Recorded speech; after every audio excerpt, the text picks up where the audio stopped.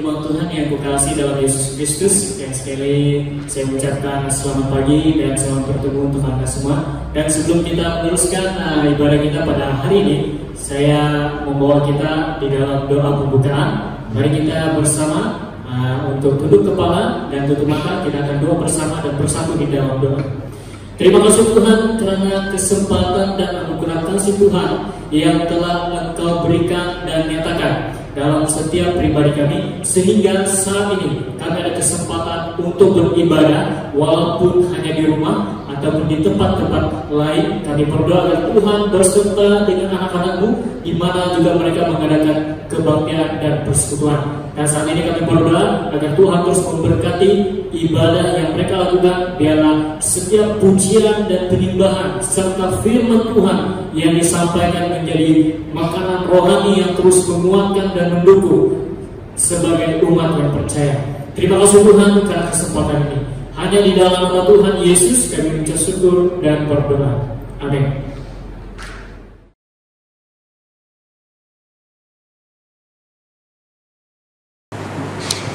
Shalom jemaat Tuhan, apa kabar semua? Saya percaya hari yang indah hari ini Tuhan berikan kita kekuatan untuk bangkit dari tiduran kita sekali lagi untuk memuji dan menyembah Dia. Mari saya ajak jemaat Tuhan di mana juga Anda berada, mari kita sama-sama bangkit berdiri. Saya ajak kita sama-sama bangkit berdiri. Kita menghormati hadirat Tuhan di tengah-tengah kita. Jika tidak keberatan, kita boleh bersalaman dengan sesama keluarga kita.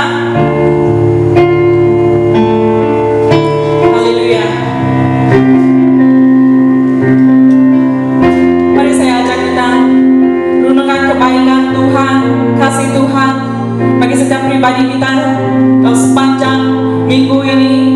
Dia telah memberkati kita baik dalam pekerjaan kita, baik dalam kehidupan kita, dan apapun yang kita lakukan, usaha kita, kita percaya Tuhan ada bersama-sama dengan kita. Karena itu Dia layak disembah, Dia layak ditinggikan. Mari kita naikkan pujian syukur kita. Haleluya Tuhan, terpujilah nama-Mu Tuhan Yesus Kristus. Tidak ada Allah lain yang layak menerima hormat dan sembah kami Tuhan melainkan Engkau. Kami ingin meninggikan nama-Mu Tuhan, kami ingin memuliakan nama-Mu Tuhan dengan ucapan terima kasih kami Bapa. Haleluya Yesus Kristus, haleluya Yesus. Mari sama-sama kita katakan, Kau Tuhan yang selamatkanku. Terima kasih Yesus. Kau Tuhan yang pulihkanku. Terima kasih.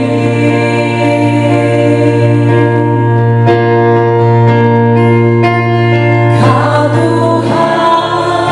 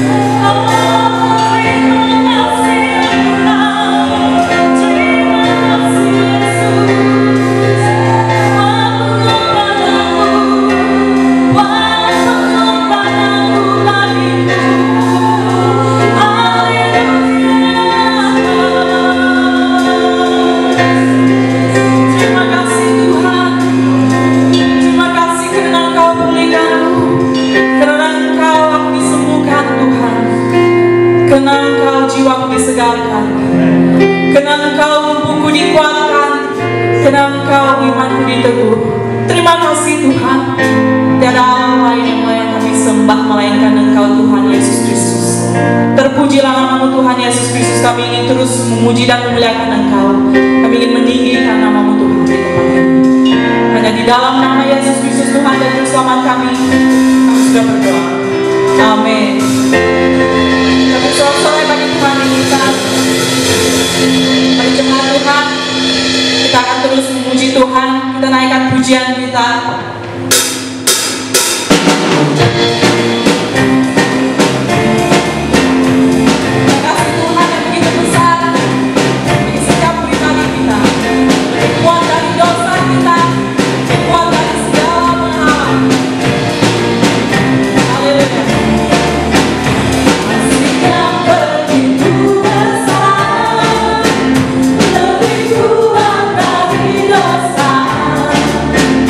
Kasih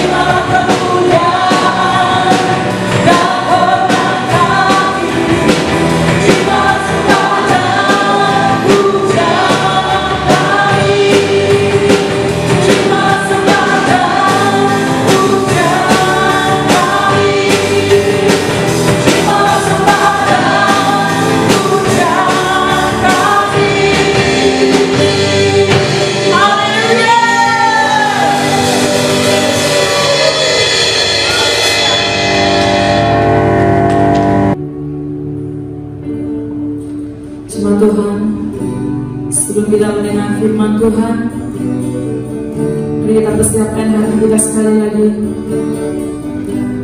Mari kita merendahkan diri kita untuk menyembah Tuhan.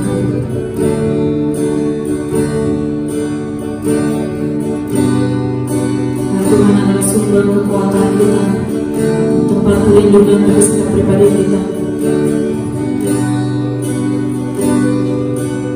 Mari kita menyembah Tuhan dengan sungguh-sungguh, dengan segenap hati kita.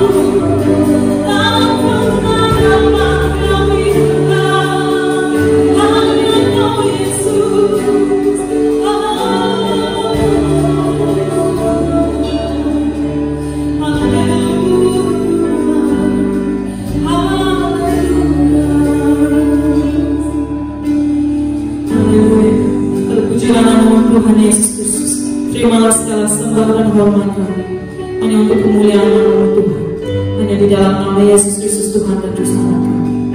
Amin.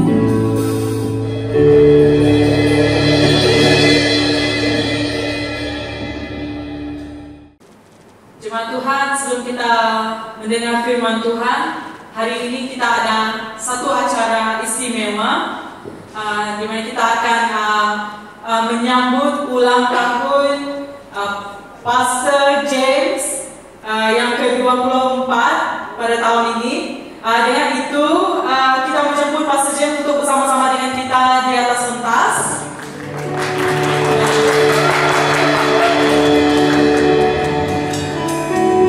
Ini saya ajak kita sama-sama untuk menyanyi merayakan hari jadi Pastor James.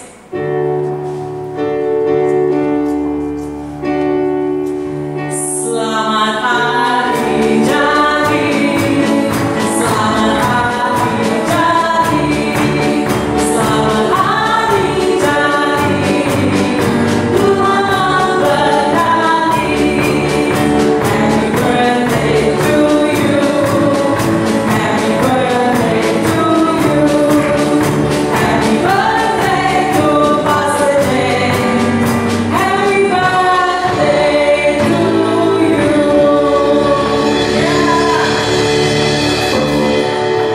Kita jemput Pastor James untuk tiup lilin.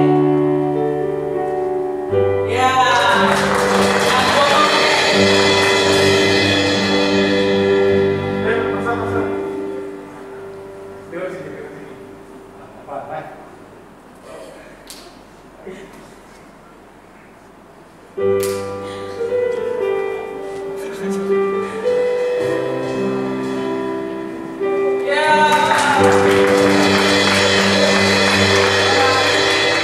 Dengan itu kita memberi ruang kepada Pastor James untuk sedikit ucapan dan mungkin perkara doa untuk kita doakan bersama. Oke, shalom dan selamat bertemu sekali lagi. Dan dengan kesempatan ini saya sekali lagi mengucapkan terima kasih khususnya bagi seluruh jemaat BR Musjaya atas dukungan Anda dan juga sokongan Anda semua sepanjang pelayanan saya di sini. Dan ini juga satu kesyukuran saya kepada Tuhan, di mana Tuhan telah memelihara kehidupan saya sehingga saat ini itu merupakan satu berkat Tuhan yang luar biasa bagi saya. Jadi satu perkara yang mohon daripada doa kita semua untuk terus mendukung saya di dalam pelayanan ini supaya dapat melakukan pelayanan dengan baik dan selesainya dengan baik. Terima kasih karena sokongan dan dukungan Anda semua. Tuhan Yesus memberkati.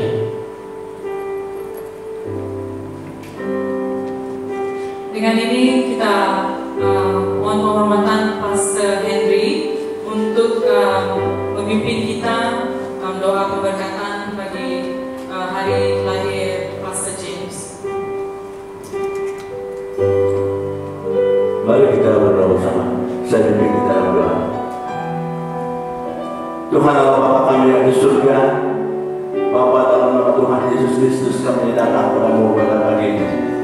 Kami kembalikan segala puja syukur kami kehadirat-Mu, di mana kami merasa kebaikan Tuhan dalam kehidupan kami sepanjang hari minggu yang sudah lalu, sehingga pagi ini kami dapat bersama-sama di tempat ini untuk memuji dan menyembah Engkau, bahkan untuk mendengar firman Tuhan yang berbicara bagi kami pada pagi ini.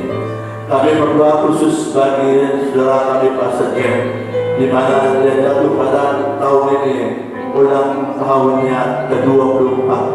Tuhan kami serahkan dalam tangan Tuhan. Biarlah Engkau Tuhan yang memberkati hidupnya dan memberkati seluruh pelayanan yang dipercayakan kepadanya. Dan lindungilah dia dengan kuasa Roh Kudus-Mu. Ada kuasa-kuasa kegelapan tidak boleh mengganggukan dia. Biarlah kuasa Tuhan terus senantiasa mengiringi dia di dalam pelayanan maupun di dalam usaha apapun yang dipercayakan kepadanya. Nama-Mu dimuliakan. Terima kasih Bapa, sertai dia dari sekarang sampai selama-lamanya. Inilah doa kami. Di dalam nama Tuhan Yesus Kristus kami berdoa dan bersyukur atas semua ini. Amin.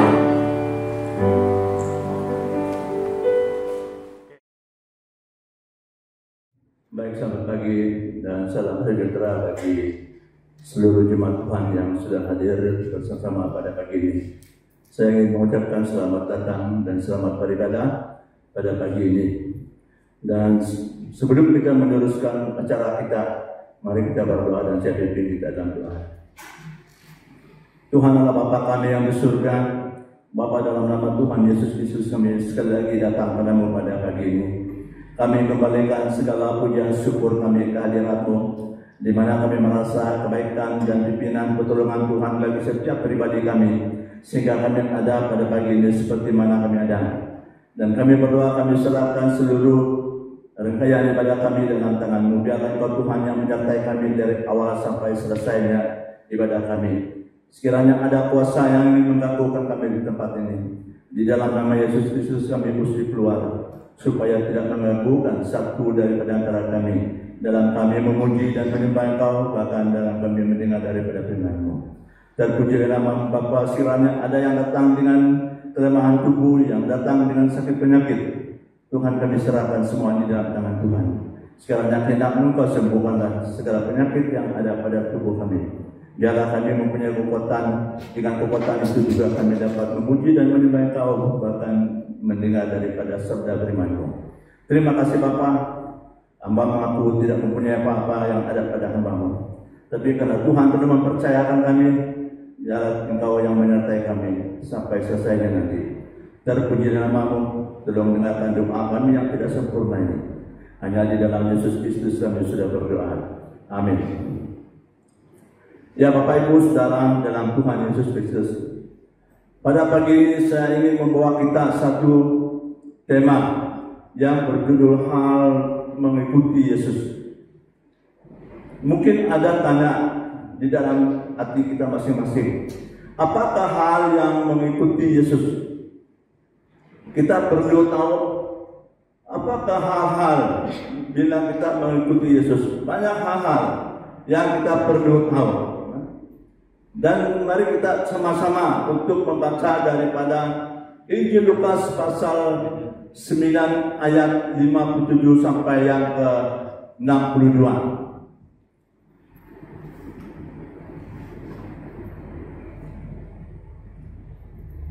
Dan saya membaca dengan sejenak yang ada pada Yesus ini, dan kamu mengiringi saya dengan sejenak apa yang ada pada kamu. Ayat 57. Ketika Yesus dan murid-muridnya melanjutkan perjalanan mereka, berkatalah seorang di tengah jalan kepada Yesus, "Aku akan mengikut engkau kemana saja engkau pergi." Yesus berkata kepadanya, "Serigala mempunyai yang dan burung mempunyai sarang, tetapi anak manusia tidak mempunyai tempat untuk meletakkan kepalanya." Lalu ia berkata kepada seorang lain, "Ikutlah aku." Tetapi orang itu berkata, "Izinkanlah aku pergi dulu menguburkan bapakku." Ayat 60. Tetapi Yesus berkata kepadanya, "Biarlah orang mati menguburkan orang mati, tetapi engkau pergilah dan beritakanlah kerjaan Allah di mana-mana." Dan seorang lain lagi berkata, "Aku akan mengikut engkau Tuhan, tetapi izinkanlah aku permintaan dulu dengan keluarga aku."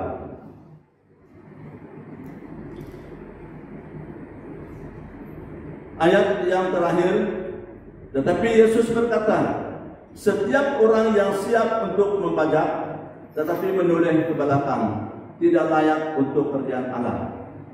Nah, di dalam ayat pembacaan kita, Bapak Ibu Saudara, kita sudah petikkan satu tema, hal mengikuti Yesus.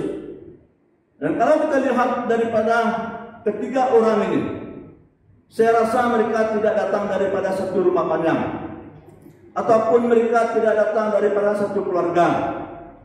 Kalau saya lihat daripada segi apa yang mereka katakan dengan Yesus, yang pertama Yesus tidak memanggil dia. Dia yang mengaku mau mengikuti Yesus. Kemana saja engkau pergi? Kalau kita lihat pengakuan orang ini, dia cukup kuat.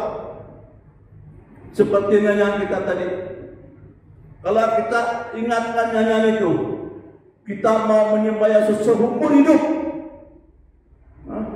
Tapi jangan dia untuk kata-kata kita saja. Itu adalah satu pengakuan kita. Begitu juga ramai yang seperti itu. Orang yang pertama ini dia mengakukan dia mau mengikut Yesus kemana saja. Tapi kalau bagi saya sekarang dia bawa saya jalan kemana saja, memang kita tidak sanggup. Tapi dalam pemikiran saya, dalam pendapat saya, orang ini karena dia lihat ini Yesus, jadi dia terlalu harap dengan Yesus. Dia mengatakan kemana saja engkau pergi. Jadi waktu Yesus mengatakan serigala mempunyai liang, burung mempunyai sarang, tetapi anak manusia tidak mempunyai tempat untuk meletakkan kepala. Jadi waktu orang ini mendengar apa yang Yesus sebut, sedang binatang, serigala, dia mempunyai liang, burung pun mempunyai sarang, tetapi anak manusia tidak mempunyai tempat untuk meletakkan kepalanya. Jadi Alkitab mengatakan, apakah dia mengatakan di mana orang ini pergi? Alkitab tidak mengatakan orang ini ada di sana lagi. Dia menghilangkan dirinya. Karena dia mendengar Yesus mengatakan serigala mempunyai liang, burung mempunyai sarang, tetapi anak manusia tidak mempunyai tempat untuk meletakkan kepalanya. Waktu dia mendengar, dia sudah khawatir bahwa Yesus tidak mempunyai tempat tinggal. Ada satu cerita daripada rombongan kami dulu. Kami ini mau buat satu lawatan. Kalau lihat pertama ada pemain besar rombongan,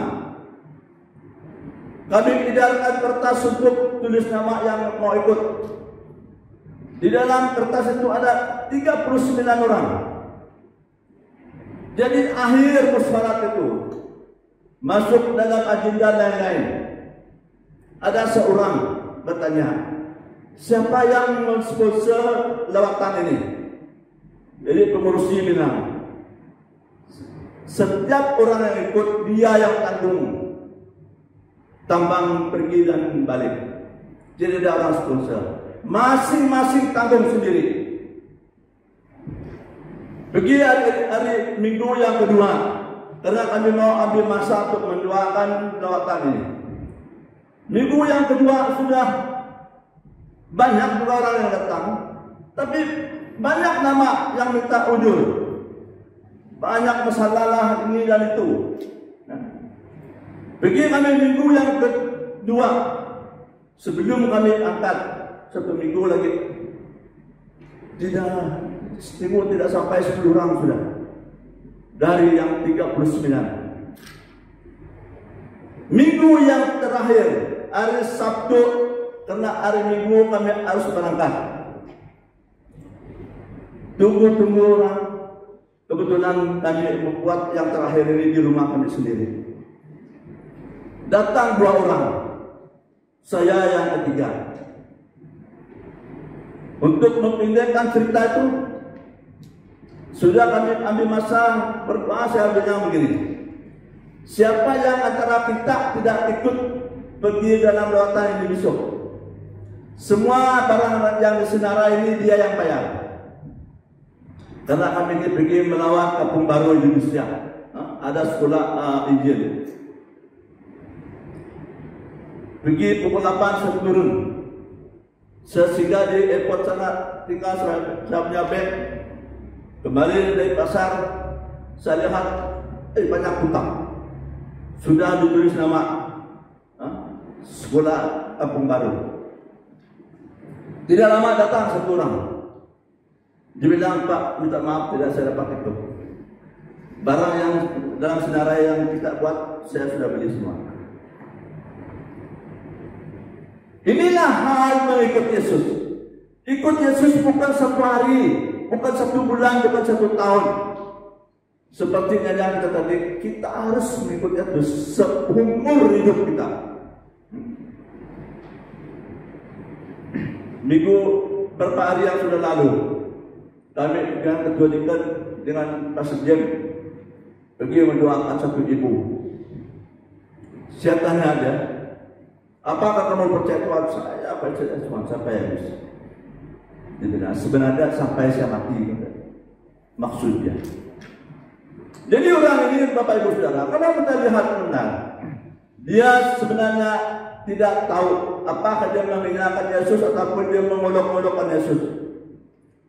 Yang mengatakan saya akan ikut kamu kemana saja. Dia tidak mempunyai had, tidak mempunyai batas ke mana saja. Jadi waktu Yesus mengatakan serigala mempunyai liang, burung mempunyai sarang, tetapi anak manusia tidak mempunyai tempat untuk meletakkan kepalanya.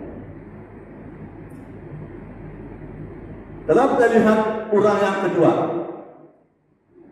ini Yesus sendiri mengatakan. Yesus berkata kepada seorang yang lain lagi, ikutlah aku. Oh, izinkanlah aku pergi dulu menguburkan bapakku.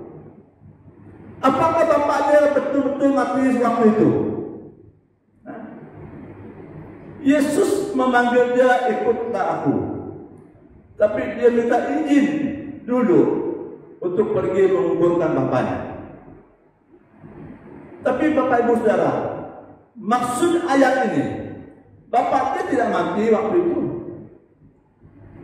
Dia mau supaya dia tinggal dengan bapaknya, memelihara dia, karena dia sekarang sudah lanjut usia, sudah tua. Dia mau pelihara dia dulu sampai dia mati dan sudah dikubur, baru dia mau melayani Tuhan. Itu maksud ayat ini. Bukan bapaknya mati waktu itu. Dia terus bilang, saya pergi menguburkan bapakku dulu. Sebenarnya bapak dia tidak mati. Saya berarti ayat ini dia tidak mati. Karena ramai orang yang seperti ini, seperti orang yang berdoa. Saya ada bertemu seorang pastor, sampai hari ini masih dia terima luri. Dulu dia bilang dia berhenti karena anak dia mau pergi sekolah. Dia ada belanja.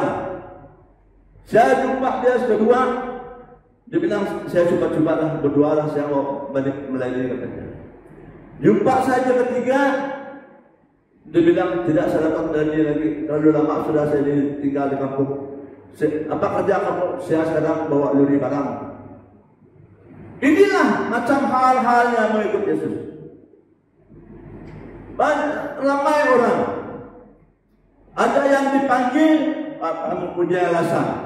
Ada yang sendiri mau ikut, ada juga alasan. Dia minta izinkanlah aku dulu menguburkan bapakku. Apakah bapak dia mati waktu itu? Sebenarnya tidak. Saya perhati ayat ini. Dia bukan bapak dia mati. Dia mau pergi tinggal dengan bapak dia, pelihara dia sampai dia mati dan dikubur, baru dia ada kebebasan untuk melayani. Kita juga mempunyai ramai pastor yang seperti ini. Di rumah kita sana ada juga pastor yang seperti ini. Hamba-hamba Tuhan berhenti melayani, mau pelihara bapak, tunggu dia mati, baru mau melayani Tuhan. Inilah hal orang yang mengikuti Yesus. Kalau kita lihat di dalam Matius, dia mengatakan Yesus dengan lemah lembut suaranya memanggil seorang, mari ikutlah aku. Tapi orang tidak meninggalkan panggilan Yesus. Yesus berkata, biarlah orang mati mengumpulkan orang mati. Tetapi kau pergi dan beritakanlah kerjaan Allah di mana-mana.